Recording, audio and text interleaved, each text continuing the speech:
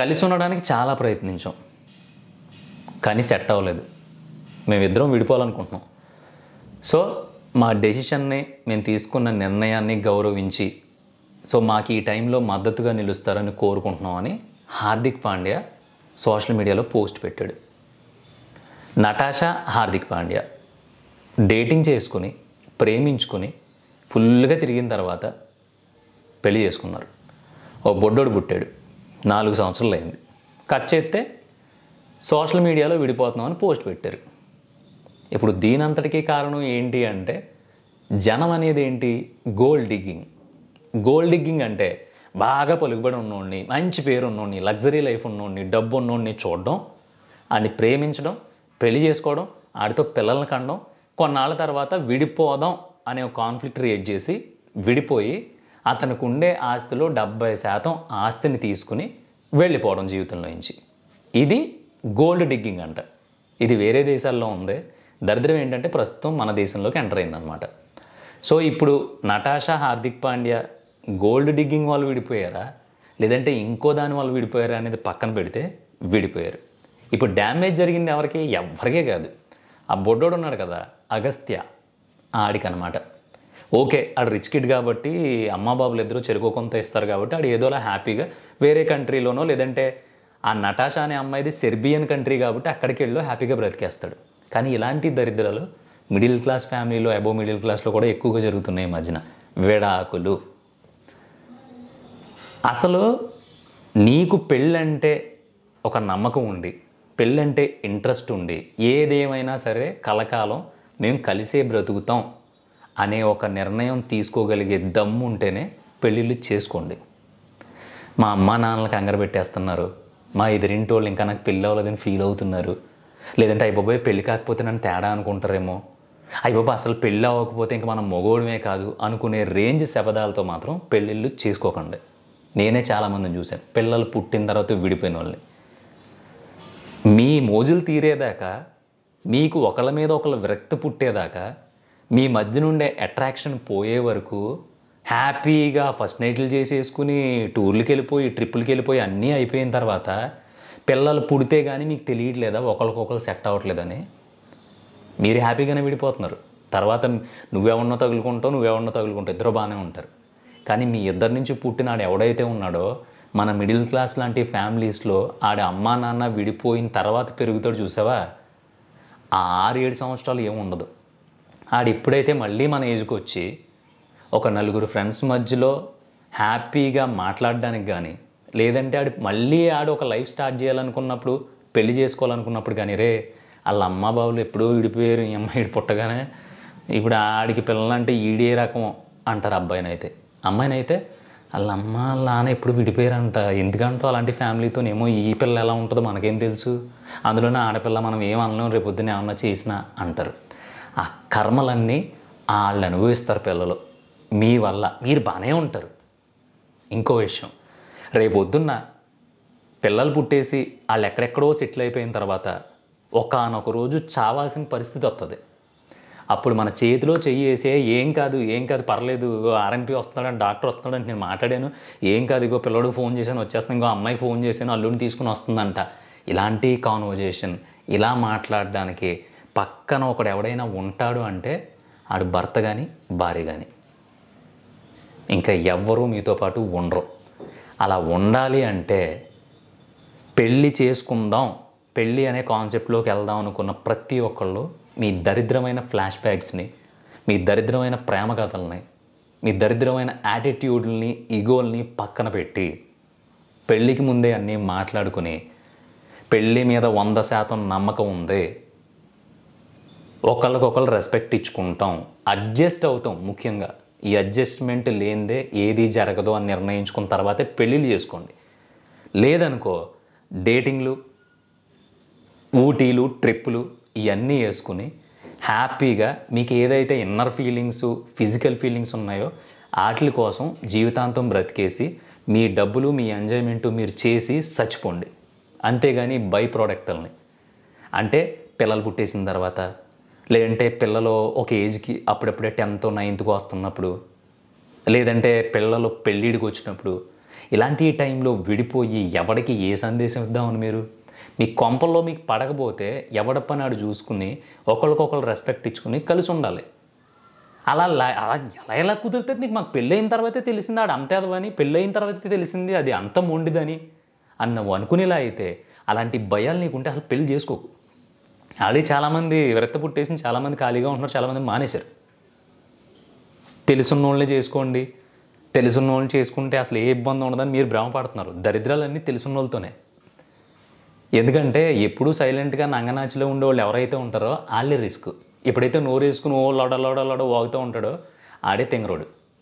So ఇలా పెళ్ళి అనేది, ఆ పెళ్ళి అయిన తర్వాత ఎలా ఉంటుంది అనేది ఎవడో ఎక్స్పెక్ట్ చేయలేడు, ఎవడో ఊహించలేడు. సో ఇప్పుడు చూసేది అమ్మాయి అయినా అబ్బాయి అయినా మనకి పర్సనల్గా ఇంగిత జ్ఞానం ఉండాలి. మనం ఒక లైఫ్లో ఉన్నాం, మనం ఏ రకంగా అవతల వాళ్ళని ఇబ్బంది పెడుతున్నాం. మన మొగుడికి 15,000 జీతం, కానీ నువ్వు 20-25,000 థాట్స్ వస్తున్నాయి నీకు పెళ్ళాను. నువ్వు తప్పు చేస్తున్నట్టే. మీ ఆయన 15,000 జీతం అయితే నువ్వు 2,000లోనే ఇల్లు ఎలా చక్కబెట్టాలో చూస్తే అప్పుడు ఖచ్చితంగా ఒకనొక రోజు మీ ఆయన ఎదవైనా సరే నీ అమ్మ నా కోసం ఎంత చేస్తుందని ఏదో ఒక రోజు తెలుస్తుంది.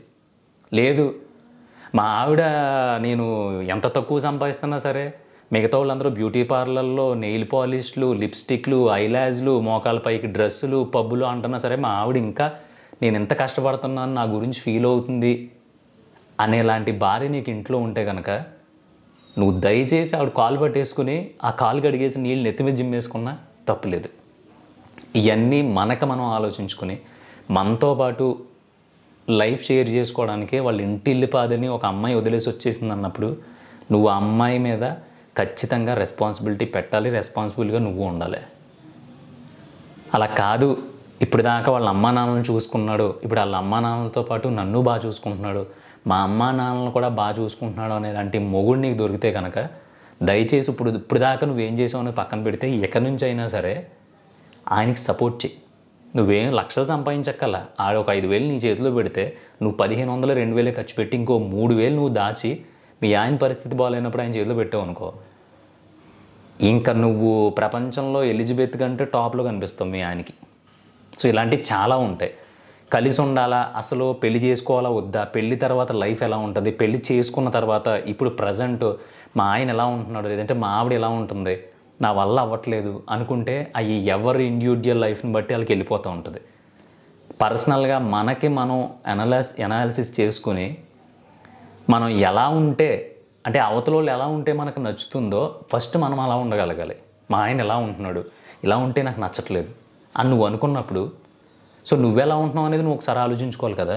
ఓహో నేను ఎలా ఉంటున్నాను అనమాట, అందుకే మనోడు చిరాకు పడుతున్నాడు. సరే కొన్ని రోజులు మనం నేను ఇలా ఉండకూడదు అని ఒక మాట అనుకుని జాగ్రత్తగా ఆ విధంగా నడుచుకుని చూద్దాం ఏమన్నా మారుతుందేమో అని మన మీద మనం ఎక్స్పెరిమెంట్స్ చేసుకుంటూ మన మీద మనం ఒక కన్నేసి ఉంచుకుంటే ఖచ్చితంగా అవతల వాళ్ళు మనల్ని గమనిస్తారు. వాళ్ళలో కూడా ఒక చిన్న చేంజ్ ఓవర్ కనిపిస్తుంది. ఎందుకంటే వన్స్ పెళ్ళి అయిపోయిన తర్వాత, పిల్లలు పుట్టేసిన తర్వాత, ఒక ఫ్యామిలీ క్రియేట్ అయిన తర్వాత విడిపోవడం అనేది మీకు చిన్న విషయమే, నెక్స్ట్ జనరేషన్కి చాలా చాలా వర్స్ట్ విషయం. ఎందుకంటే నాకు తెలిసిన ఫ్రెండ్స్లో కొంతమంది ఉన్నారు, వాళ్ళు కూడా ఈ వీడియో చూస్తూనే ఉంటారు. వాళ్ళ పేరెంట్స్ విడిపోయారు. ఇప్పుడు వాళ్ళ బతుకు ఏంటంటే ఎవరు చూసినా వీళ్ళని తప్పు పట్టడమే.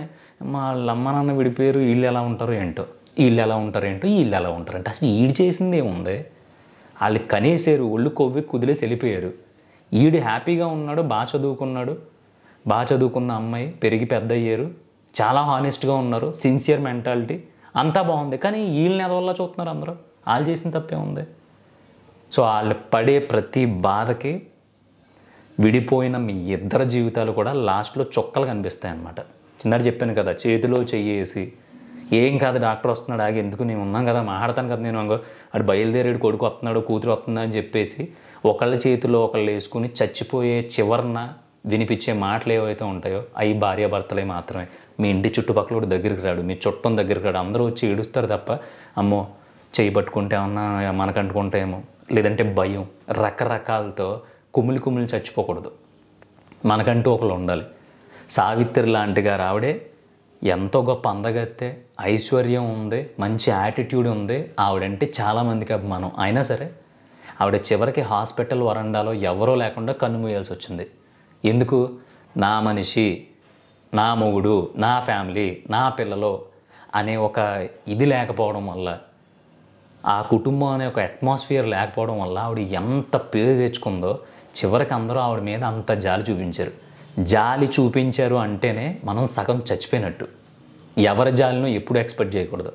అందుకని ఇప్పుడు ఈ హార్దిక్ పాండ్యా, నటాషాల గురించి ఎందుకు చెప్పాల్సి వచ్చిందంటే, ఇంత సెలబ్రిటీ లైఫ్ పెట్టుకుని ఎక్కడికి కావలిస్తే అక్కడికి వెళ్ళగలరు, ఏది కావలిస్తే అది కొనుక్కోగలరు, ఎన్ని ట్రిప్పులకైనా వెళ్ళగలరు. ఇప్పుడు అన్నీ మానేసి కొన్ని తరాలు కూర్చుని తిన్నా తరగని ఆస్తి ఉంది. అయినా సరే ఎందుకు విడిపోయారంటే ఇద్దరిలో ఎవరిది ప్రాబ్లం అనేది మనకు తెలియదు కాబట్టి అది పక్కన పెట్టేస్తే, నిజంగా విడిపోవడానికి కారణం ఏదై ఉంటుందని మీరు అనుకుంటున్నారు? కామెంట్ చేయి. నేను చెప్పనా? ఖచ్చితంగా ఈగో. ఖచ్చితంగా ఈగోయే. ఈగో తప్ప వాళ్ళని విడదీసే అంత కాన్ఫ్లిక్ట్ నాకు తెలిసి వాళ్ళ లైఫ్లో ఏమీ లేదు. తినడానికి తిండి లేదా, ఉండడానికి ఇల్లు లేదా, లేదంటే ఏమన్నా కొనమంటే కొనుక్కోలేని స్థితిలో వాళ్ళు ఉన్నారా? అన్నీ ఉన్నాయి. ఒకరు 20-30 దేశాలు సెలెక్ట్ చేసుకుని ప్రతి దేశంలో ఒక సొంత ఇల్లు కట్టుకోవచ్చు. వాళ్ళు ప్రతి దేశంలో ఒక సొంత గెస్ట్ హౌస్ అరేంజ్ చేసుకోవచ్చు. కావాల్సింది తాగొచ్చు, కావాల్సింది చెయ్యొచ్చు. బికినీలు వేసుకుని తిరిగినప్పుడు కూడా ఇద్దరూ హ్యాపీగా సెల్ఫీలు తీసుకుని ఫోటోలు సోషల్ మీడియాలో షేర్ చేసుకున్నారు. అంటే ఒకళ్ళకొకళ్ళు అంత ఫ్రీడమ్ ఇచ్చుకున్నారు. అయినా సరే విడిపోయారంటే రీజన్ ఏంటి? ఈగోయే కదా. అంటే నువ్వేంటి నా చెప్పేది? నువ్వు క్రికెటర్ అయితే నేను మోడల్ని, నేను హీరోయిన్గా చేశాను. నువ్వు మోడల్ అయితే నేను క్రికెటర్ని, నేను ఆల్రౌండర్ని. ఇలాంటి ఏయో దరిద్రాలు, దిక్కుమాలని ఈగోలు వచ్చి ఉంటాయి అని నేను అనుకుంటున్నాను. సో నీ దగ్గర ఎంత ఉన్నా, నువ్వెంత అందంగా ఉన్నా, నువ్వెంత తోపైనా, నువ్వెంత పెదరాయుడివైనా, నువ్వెంత అందగత్తువైనా సరే, ఈగో అనేది ఒక్కసారి మూడు పిల్లల మధ్యలో వచ్చిందంటే విడిపోతారా లేదా అనేది పక్కన పెట్టేస్తే చెత్త బతుకుతారు రోజు కొంపల్లో. అందుకని ఆ ఈగోలు పక్కన పెట్టేయండి. ఒక్కసారి అవతలలో నాకు ఇది నచ్చట్లేదు అని నువ్వు వేలెత్తి చూపించిన తర్వాత అసలు నాకు అతను అలా ఉంటే నచ్చట్లేదు కదా, సో నేను ఎలా ఉంటే తనకి ఎలా నచ్చుతో నువ్వు నచ్చను కదా, ఒక్కసారి ఆలోచించుకోవాలి కదా అని చెప్పి మనల మీద మనం ఒక కన్నేసి ఉంచుకుంటే ఖచ్చితంగా నాకు తెలిసి 100కి ఒక 30-40% ప్రాబ్లమ్స్ సాల్వ్ అవుతాయి అనేది నా పర్సనల్ ఒపీనియన్. అందుకని ఇక్కడ డబ్బు మనుషులను మొగుడు పిల్లలను విడదీయలేదు, హోదా మొగుడు పిల్లలను విడదీయదు, లేదంటే వాళ్ళ మధ్యలో ఉండే దాన్ని ఏమంటారు, మా అత్తగారికి ఎక్కువ, మా అమ్మాలకి ఎక్కువ ఉంది, మా అమ్మాళ్ళని కట్నం ఇచ్చారు, లేదంటే మేము గొప్పోళ్ళు, నీకు ఏం లేదు అయినా సరే నువ్వు బాగుంటావు అని చేసుకున్నాను, ఇలాంటి మాటలు కూడా మొగుడు పిల్లల్ని విడదీయలేవు. ఈగో ఉంటుంది. నువ్వెంత అనుకున్నారు అంటే అక్కడితో అంతా స్మాష్ అయిపోయింది. అలాంటి రోజు రాకూడదని కోరుకోండి. నువ్వెంత అనుకోవడానికి మీ ఇద్దరు కలిసి పెళ్లి చేసుకోలేదు. నీ మొగుడిని ఏమన్నా అంటే నువ్వు ఊరుకుంటావా? నీ పెళ్ళాన్ని ఎవడన్నా ఏమన్నా అంటే నువ్వు ఊరుకుంటావా? అలా ఊరుకోలేని నువ్వు మీ ఇద్దరిని ఒకళ్ళనొకళ్ళు దిగజాటు చేసుకుని రోడ్డు మీద పడిపోయి విడిపోవడం అంటే మీ పరువులు మీరే తీసుకుంటున్నారు. తర్వాత మీ ఇష్టం.